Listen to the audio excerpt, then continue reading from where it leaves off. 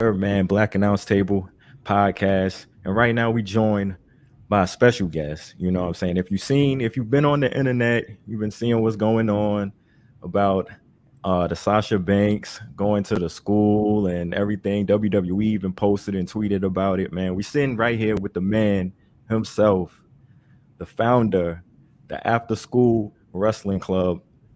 Victor Perry is in the building right now. A legend. That intro is too big for me. Too big for me. I appreciate it. Thank you for having me. Oh man, thanks for joining us. You know what I'm saying? We really appreciate it and everything. So man, how has this week been? I'm gonna just start off there. How's everything been going so far? It. I feel like I'm still dreaming. Like in my classroom, like we printed out like the pictures of Sasha, and we like have it on the front like board. So like when the kids come in, they see it. And every time I walk past it, I'm just like, that happened. Like that was almost a week ago. It's crazy. Yeah, I man. didn't sleep for like 3 days. I couldn't sleep. Yeah, Oh my it was gosh. a weird high. Like it was just like one of those things where I just wanted to be awake and just reminisce and think about it. Like And just all like day. soak that moment in. Yeah, because I couldn't really soak it in on Friday because like I was in teacher mode. One, I was in professionalism mode. Two, and I had to think about the kids. You know, I just wanted it to be perfect for the kids. So I didn't even really like let it sink in for me as a fan and just me as a person until like Sunday. Sunday was when I was like, whoa, you know? Yeah. Yeah. Yeah, That's so incredible. I can only imagine. no, facts. So before we get into that, like like what was your introduction into wrestling? Like where did this love of wrestling come from? So in third grade, uh, on a Saturday night, it was random. I believe it was Velocity at the time. It was on TV, and I was watching it. It was cruiserweight. I guess you would call them cruiserweight in the tag team division. It was Paul London and I believe Brian Kendrick. And I was like, "Yo, this looks cool. Like they look like superheroes. They're flipping and kicking and doing all this crazy stuff." So I was like, I have a twin brother, and I was like, "Yo, let's you see this?" And he was like, "Yeah." He claims that he was already watching wrestling. He was still like he tried to be like I already was on to this, and he Mm, was like, "Yeah." And so like that next week we looked for it again, but I don't think it came on. But then we happened to stumble across it like a week or two later on Monday, and it was like, wait, Monday Night Raw, and then from there on, it just became a thing. Like we listened to it, and we learned the schedules of the TV programming. So then it became a Monday, Thursday, Saturday, and Sunday type thing where we were just watching all the programming and just soaking it in as kids. wow. That's amazing. Who was some of your favorites growing up, like at that time? Oh yeah, Victoria was my all-time favorite. I don't know if it's because my name was Victor and my mom's name is Victoria, but I gravitated to her like it was like nobody's business. And then, Wow. of course, Randy Orton. That was my dude. My brother and everyone else loved John Cena, and John Cena's fire. But like, I liked Orton. So like, it was always like this little bit of a like back and forth about who was the better one. But I was always Yeah. Team Orton, like all the Yeah. way. And then, of course, Eddie Guerrero. I believe everybody loved him. Um, Absolutely. and so he was definitely up there with me and my brother as one of our faves. Nah, Nice. definitely, and I'm definitely with you on the team Orton overseeing the thing. So Okay. I'm with you on that. Whenever you need backup, I'm here. You know what I'm saying? So I'm interested to know, how did the wrestling club come about for school? It was truly organic. It was not something I planned.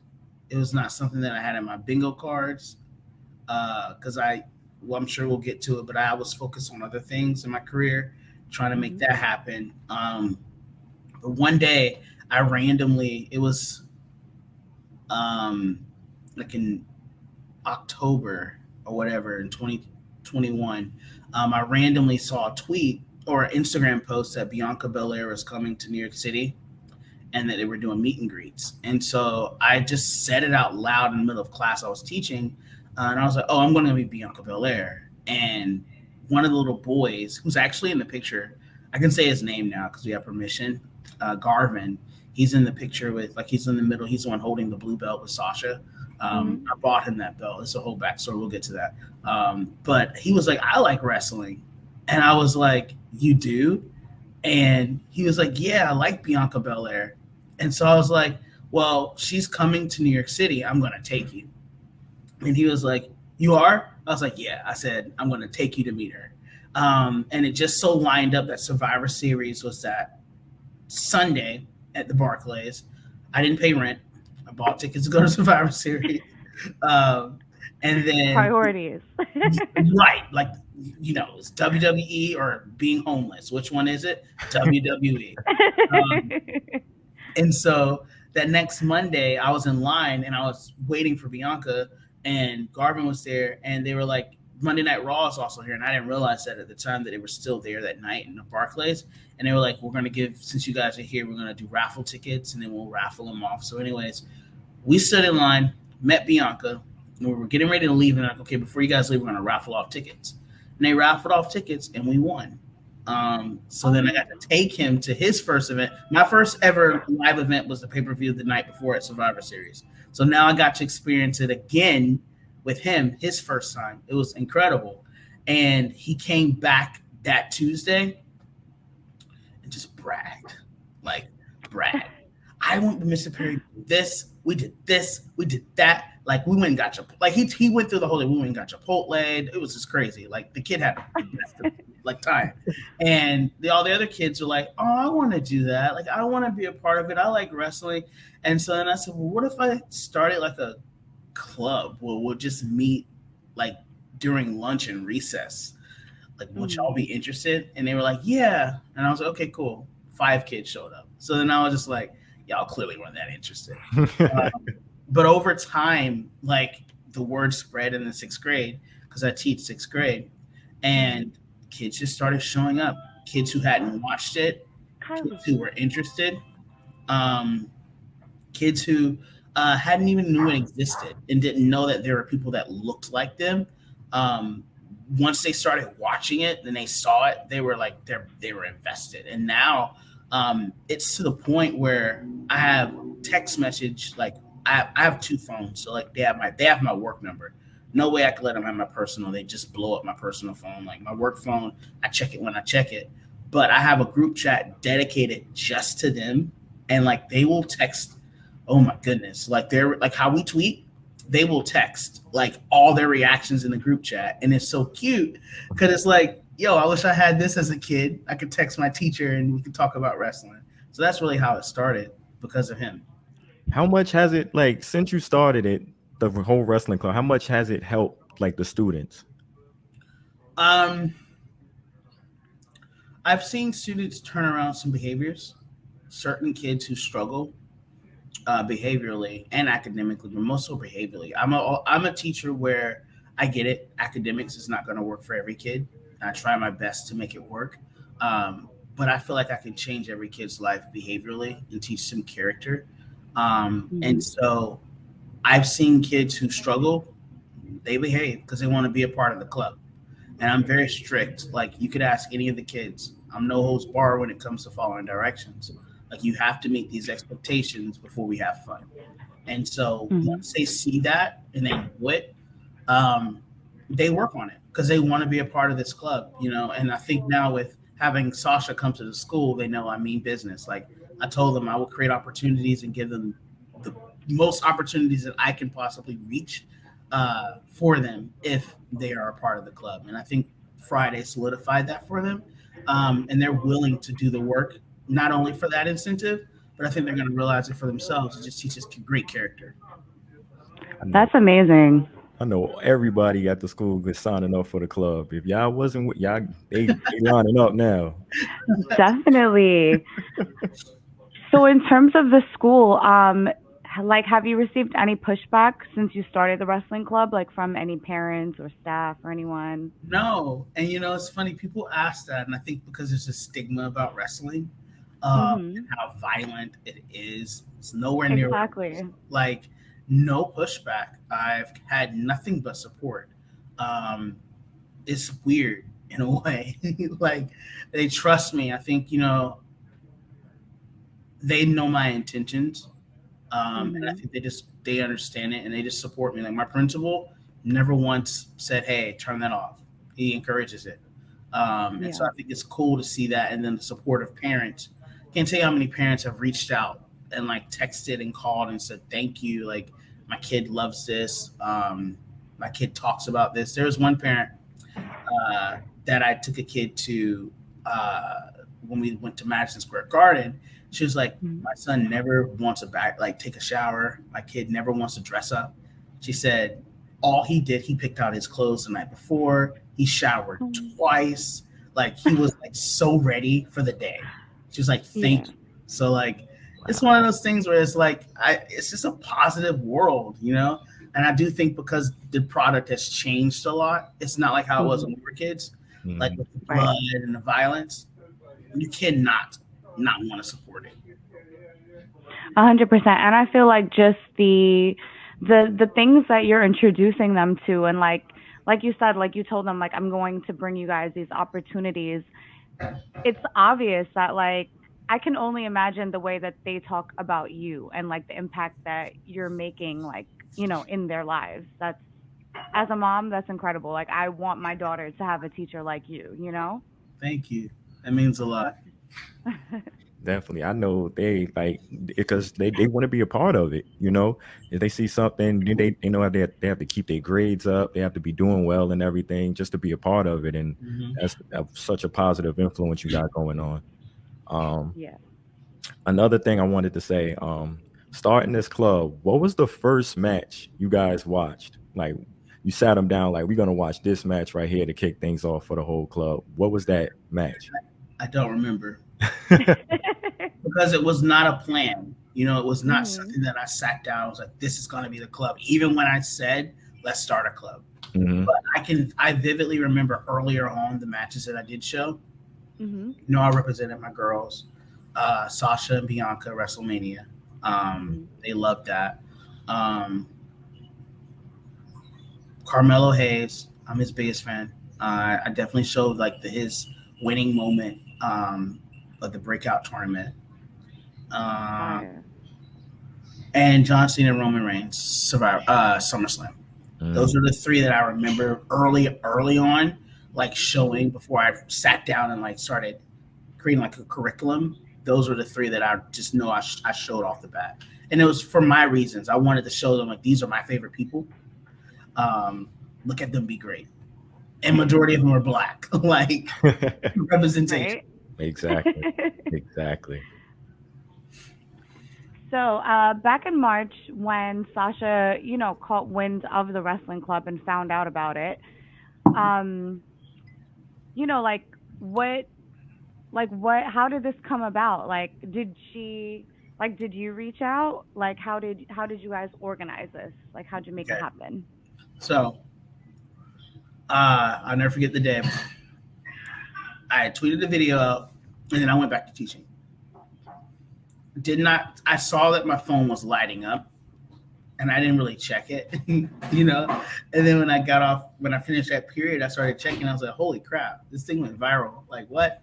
And then I came home, and I was sitting in my room, and my phone went ding, ding, ding, and it said, "Mercedes Renato has retweeted your tweet." And I was like, "Wait a minute, this is a fake account." Open it up, it was Sasha, and then I saw where she quoted it, and she was like, "What period is this?" Da da da da. And that was it. The next day, I went to school, showed the kids, they went berserk. And then I was like, but I don't know if this is gonna happen. Like, I'll try to reach out. Don't Mhm. know. And I was like, I'll try to reach out. I ain't know not a soul. Um, and so it was just one of those things where it was just a cool moment to have her tweet me, and tweet the kids and for her to see it and know that this exists. And so I went on about my day for a month and a half. Um, and then well, I guess this counts as a new week. So about 4 weeks, 3.5 weeks ago, um, I'm in the middle of class teaching, and I get a follow. It says someone has followed you. I won't say his name just for privacy reasons, Mhm. but it says someone has followed you. And so I clicked on his profile, and like it's, you know how when you click on Twitter, it says like who follows him. It's nothing but WWE superstars, like all of them. So I was like, who is this? Like, who is this person?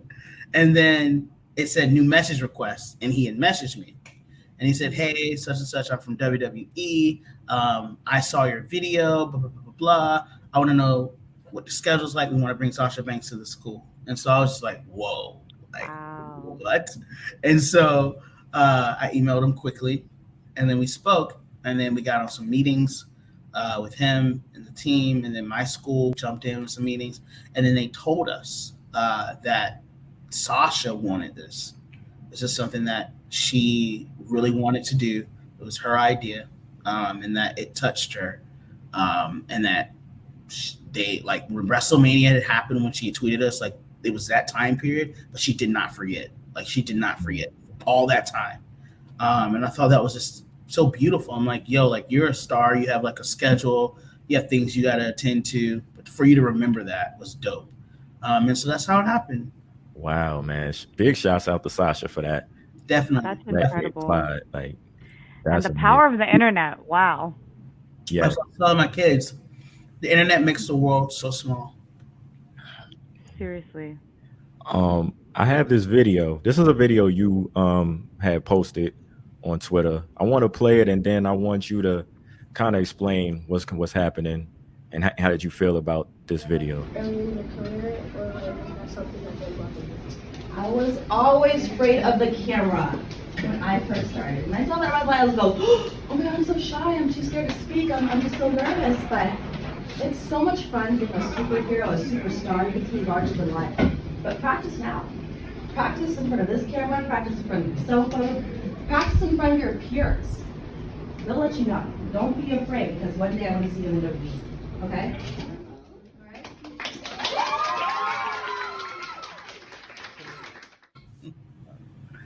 That touches my soul.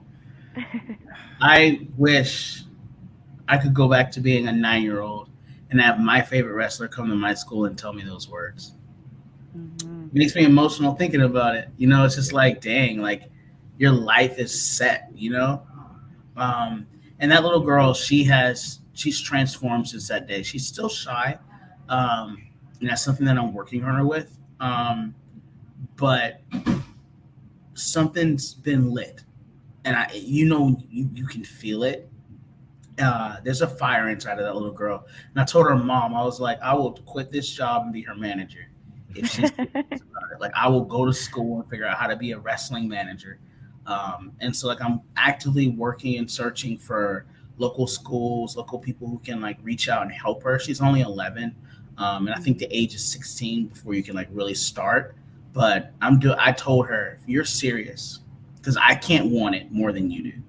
So if you're serious, I will do everything that I can to make sure you are the next Sasha Banks. Sasha said it herself in post-interview. She told me one-on-one that they're superstars and that she believes that there's the next Sasha Banks in that room, male or female. And so I'm there to do my best to whatever I can to help those kids. You have it right there. Yeah. Love the sound That's of that. amazing. Yeah. So if you had to pick, who would be the next superstar that you'd have visit the wrestling club? Okay. Can I give a few? Yeah, please. Go ahead, name the list. I know it's a list you want. Yeah.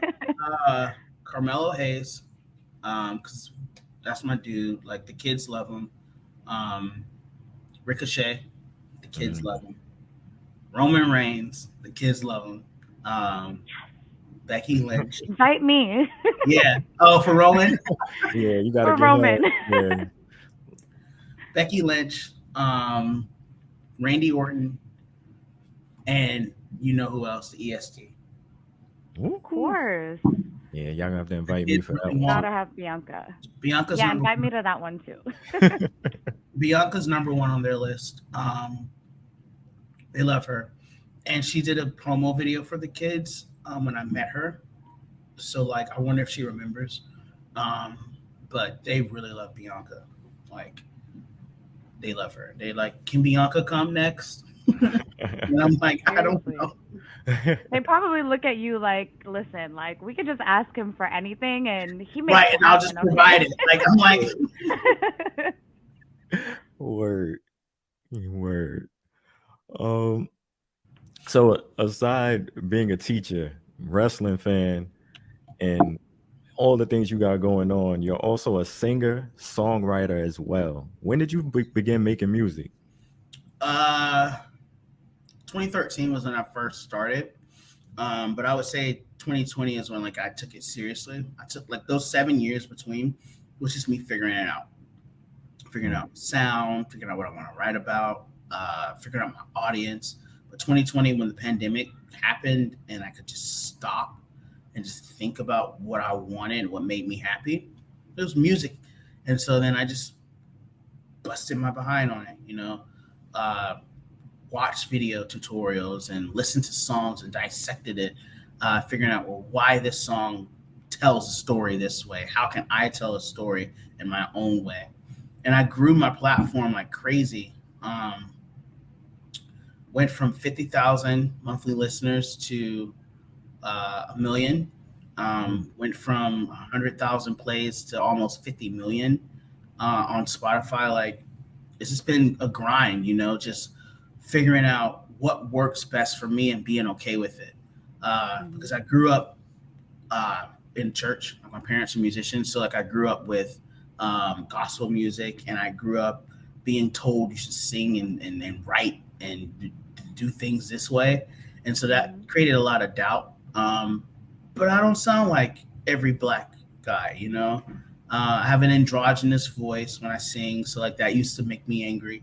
I hate when people say, "Is that a girl?" I'm like, "No, I'm not a girl." No offense to women, and it's just something that I just had to get used to. And once I found that confidence, I found a platform, and I found people who like it. Europeans, Russians, Mhm. but those are my big markets. Yeah. And so I cater to them. They're the ones who stream my music and make it possible so people else can discover it. So yeah. Nice. Do And you in terms of production, do you produce or do you play any instruments? No, I wish I played an instrument. I produce a little, but it's more so like the co-producer. So like if I'm in a room with a producer, I'm like, no, I don't like that sound, or we should try this sound, or I'll hum out a melody. Like I think it should do this, and then like I can do that. But I don't actually like sit down and like produce. No. mm, Okay. do your students know you make music as well? You show them that Yeah, side of you too? it's such a problem. It's such a problem because they Google you. So like this is a Mhm. new school that I'm at. This is only my second year, my first year in the building. The first year I had last year was on pandemic, so we're virtual. And kids, they're bored. They Google you. And I hadn't said anything. But they Google, you type in Victor Perry and everything comes up. And so they're like, "You make music? Oh my gosh." And then like they now know every release. They know all the songs. They sing them. They create TikToks to them. I'm just like, yo, y'all are awesome. Like, thank you. And then they're honest. They'll tell me that song is trash, Mr. Perry. And I'm just like, Wow. okay. Because Oh my because gosh. I know when it's not and they really vibe with it, I'm like, I did that. You know what I mean? Yeah. Yeah. Uh yeah, they're like my biggest supporters. They like know all of my songs. In fact, they don't realize some of the songs I do are covers and they think it's my original. And I'm like, no, that's not my song, like really. And they're like, well, you did it better. I'm just like, oh. Oh. Yeah, they're adorable. That's so dope, man. That's amazing, man. You really got a lot going for you, man. Though your music going up and your music, the monthly listeners and stuff just gonna go up and up even more now, I'm sure, man. Yeah, I've seen a That's steady nice. incline, which is cool. That's dope. That's Yeah. so dope, man. This last segment we gonna get into, it's like the rapid fire segment. You know what I'm saying? We just gonna ask you a couple questions. You Okay. just gonna give it to us quickly. It's like five more questions. It's called Talk to Me Nice. I'm gonna play a little drop for you, and then we gonna get right into it. Talk to me nice. You know what I mean? So talk to me nice. First question. Walk us through your songwriting process. Like you get the beat, what's going through your mind? Like what you start with the chorus, you go into the verse, like I think about how it makes me feel. mm, Is it happy? Is it sad? and then I go from there. I don't really have a set structure. Sometimes chorus comes out first, sometimes it's the verse, but I'm more of a storyteller. So like, if I can't hear a story in it, it doesn't work for me. I like that, Wow. especially nowadays with how people making music and everything. Mhm. I like that. Chris, you want to ask the next one? Yeah. Where did the inspiration for your song Punching Bag come from? I was angry. It was the pandemic. It's me talking to the world. I had come out of my shell, started going out finally. You know, I'm such an introvert, and that's why my name is Wallflower. Like I feel like I'm just someone who just sits on the wall and watches everyone. You know, and I'm okay. I'm okay with that. And so I had been working on myself to really like branch out and enjoy the city and make connections. And then the pandemic happened, and it just made me angry. And so I wrote about it. Wow. That backstory that definitely proves the whole point of, you know, the song, because for Mhm. sure, like when you think about it, it's very upsetting. Like when you think about even just like a lot of people that had so much going right before the pandemic happened, like for real, anger for sure. Definitely. We talked about some of your favorite wrestlers. Who is like some of your musical inspirations for you? Vocally, Whitney Houston. Um, Mm. yeah. Um, Tom York, Chris Martin, uh, Adam Levine, Michael Jackson, and Luther. Wow. So it's like a Nice. wide range. Yes, I was just about to say you got a nice wide range of music and talent right there. Absolutely. If you had like one artist you would say is your main inspiration, do you say you draw for like a one main artist, or it's just a collection of like all? It's a collection because I didn't even name Rihanna, but she is literally my pedigree. Um, Mhm. but I've grown so much since, and so I can't say it's one person. It's so many people who have shaped the way I think about lyrics and think about how I want to approach a song vocally. That I Mhm. can't just name one person. But vocally, Whitney is like always here because I'm Nice. thinking about how to color a song and give service to the song. Because I see so many times today, people are just doing the tricks and they're great. You know, like you can do the riffs and the runs and the highs and the lows, but it's like, how are you conveying the emotion of the song? And Whitney was the queen and the master of that. And so I want to do that with any and everything that I do. Nice. Definitely agree. And Whitney is the right person to follow. You know what I'm saying? Whitney won't steer you wrong. Uh, top five favorite albums. Hmm. Yeah, got you on the ropes now. Yep. I'm gonna say it for me as an artist because it's different for me for just regular listening. But for as an artist, Brandy, Full Moon, Ooh, uh, Maroon Five, Songs About Jane, um,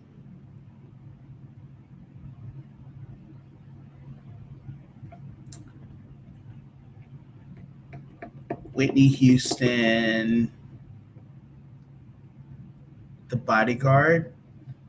I think I'll pick that album, or is it mhm. Preacher's Wife? I don't know. Yeah, actually, Mariah Carey, Butterfly. Mm. Mhm. And then I don't know if y'all know Troy Sivan. He's this pop artist. His album Bloom is something Okay, that I listen to a lot. okay, I'm not mad at it. Okay, Yeah. all right. Look, final talk to me. Nice question. Okay. If you can create a faction with any musicians, past or present, who are you putting in that group? Got him again. I think we got him again. Yeah. How many members? Um, um, that's up to you. Probably let's do four. Let's do four. Yeah. I was gonna say 3 to 5, so 4 is Okay. good. Yeah. Whitney covers the vocals. MJ Mhm. covers performing. Uh, David Bowie covers the fashion. Radiohead covers the songwriting. That's my Ooh, heavy hitters for sure. Damn, that's how you come That's Right how there. He That's had it right off top too, named it and everything. I'm like, okay. Seriously, you thought you had one there, Cody. You didn't. That's so I'm like, you had me. That's what I was like, how many you want me to go? Because I can name Brandy for layerings and background vocals. Like, you feel Oh, me? for sure. That's a Like, fact. That's She the is queen a right there. background vocal queen. Oh my gosh. I listen to her stuff and then go in the studio and just sit and cry in a corner. I'm like, Literally. how do you do this? No, that's a fact. My mom, like growing up, Brandy, Monica, Whitney. That was the playlist. That was it for my mom. She was just running through those albums. So Yup. I And that's why definitely we love R&B today. That's that's a fact, man. Look, man, thank you so much for taking the time out. I know you've been busy and everything, but like us, we really appreciate you taking this time, and we think it's a great thing you got going on, and you setting an example for these kids and everything, positive influence and everything. Like, we really thank you for taking the time. So if you want to give them like your information, like your social media, anything you want to plug, the music, please do so. yeah. You can follow me on Twitter, Wallflower Perry, Instagram, Wallflower named Perry. And if you want to hear my music, Victor Perry. You can find me on all platforms. Spotify is my fave because that's the one that I get the most streams from. So if you got Spotify, definitely follow me and stream my music and let me know which are your favorite songs.